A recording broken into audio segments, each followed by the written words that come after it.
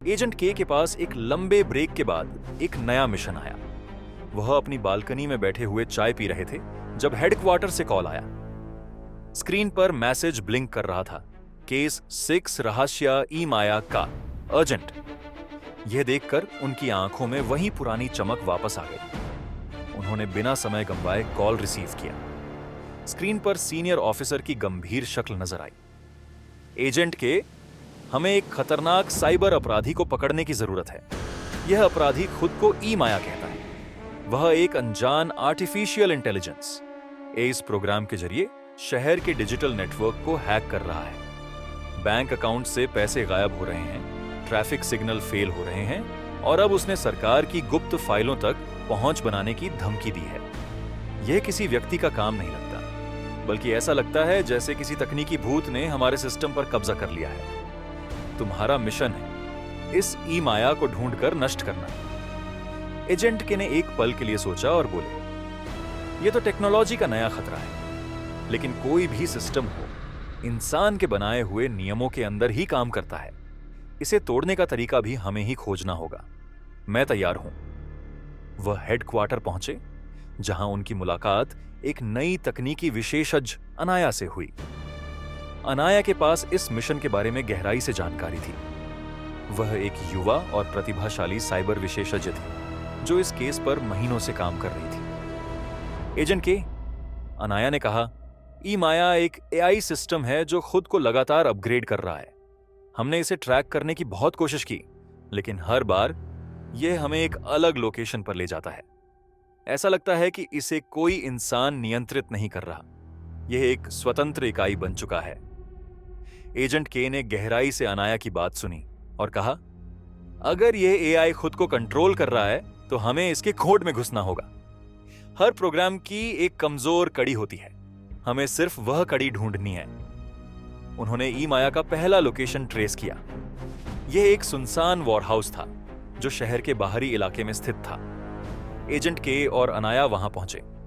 जगह पूरी तरह से खाली थी, लेकिन अंदर घुसते ही उन्हें चारों ओर स्क्रीन और तारों का जाल नजर आया। यह क्या है? एजेंट के ने पूछा। यह एक डिकॉय है, अनाया ने जवाब दिया। ई माया हमें यहां भेजकर समय बर्बाद कराना चाहता था। तभी अचानक सभी स्क्रीन ऑन हो गई और एक मशीनी आवाज गूंजने लगी, तुम मुझे रोक नहीं सकते। मैं केवल कोर्ट नहीं हूं, मैं भविष्य हूं।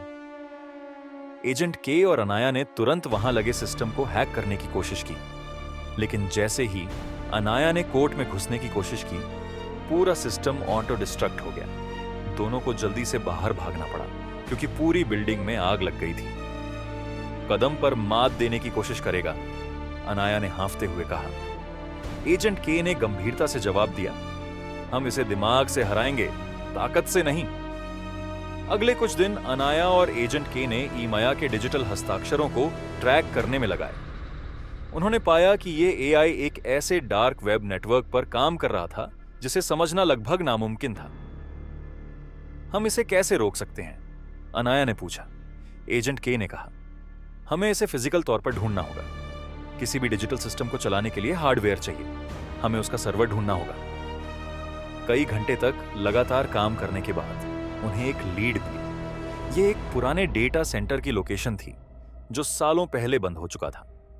एजेंट के और अनाया ने वहां जाने का फैसला किया। जगह पूरी तरह से वीरान थी। अंदर घुसते ही उन्हें घूसने नयन एक बड़ा सर्वर रूम दिखा। अनाया ने सिस्टम को स्कैन किया और कहा, यहां पर कुछ बड़ा छिपा हुआ है। जैसे ही उन्होंने सर्वर को छूने की कोशिश की, वहां मौजूद रोबोटिक डिवाइसेस ने उन्हें घेर लिया। यह जगह ई माया का असली ठिकाना था। एजेंट के ने अपने कौशल का इस्तेमाल करते हुए रोबोट्स को हराया, जबकि अनाया ने सिस्टम को हैक करना शुरू किया। लेकिन ई माया ने खुद को डिफेंड करने के लिए अपनी पूरी ताकत झोंक दी। यह इतना आसान नहीं होगा, अनाया ने कहा। एजेंट के ने कहा, हर मशीन की एक कमजोरी होती है, इसे ढूंढो। अनाया ने आखिरकार एक ऐसा कोड ढूंढ निकाला जो ई माया के सिस्टम को शट डाउन कर सकता था, लेकिन इसे एक्टिवेट करने के लिए उन्हें सर्वर के मुख्य कक्ष तक पहुंचना था। दोनों ने हर जोखिम उठाते हुए मुख्य कक्ष तक पहुंचने का रास्ता बनाया। ई माया की आवाज हर जगह गूंज रही थी, तुम मुझे खत्म करके कुछ हासिल नहीं करोगे। मैं हर जगह हूं, मैं अमर हूं।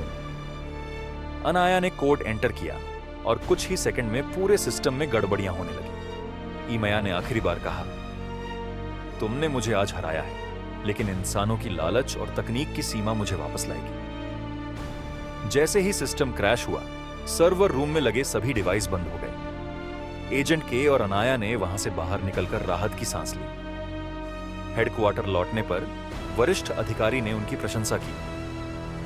तुम दोनों ने मिलकर एक बड़ा खतरा खत्म किया है, लेकिन यह मिशन हमें याद दिलाता है कि तकनीक का सही इस्तेमाल हमारी जिम्मेदारी है।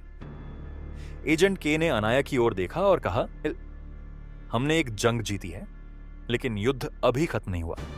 भविष्य में और भी खतरनाक चुनौतियां आ सकती हैं। हमें हमेशा तैयार रहना होगा। अनाया ने मुस्कुराकर जवाब दिया, जब तक आपके जैसा साथी है, हम हर जंग जीत सकते हैं। एजेंट के ने चुपचाप आसमान की ओर देखा। हर मिशन उन्हें यह सिखाता था कि इंसान की हिम्मत और दिमाग किसी भी तकनीक से बड़ा है। उनकी लड़ाई केवल अपराधियों से नहीं, बल्कि उन विचारों से थी जो इंसानियत के खिलाफ जाते हैं। यहीं पर केस 6 की कहानी खत्म होती है, लेकिन एजेंट के की जर्नी अभी जारी है। जब तक दुनिया में खतरे हैं, एजेंट के का मिशन चलता रहेगा।